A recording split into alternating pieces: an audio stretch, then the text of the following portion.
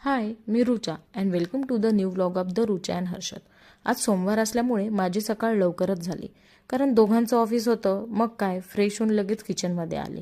पिठाचा डबा उघडल्यावर लक्षात आलं की पीठ कमी आहे, त्यामुळे आज घरी आल्यावर दळण करावेच लागणार. मग पटकन पीठ भिजवलं आणि भाजीची तयारी करायला घेतली. भाजी टाकताना लक्षात आलं की तेल संपले आहे.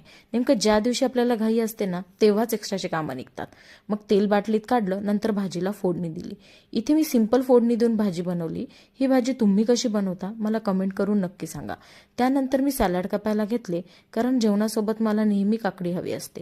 मग मी पोळ्या करायला घेतल्या. पोळ्या थोड्या थंडगार झाल्यानंतर दोघांचेही टिफिन पॅक केले. मग संध्याकाळी घरी येताना मस्त फ्रेश फ्रूट घेऊन आले.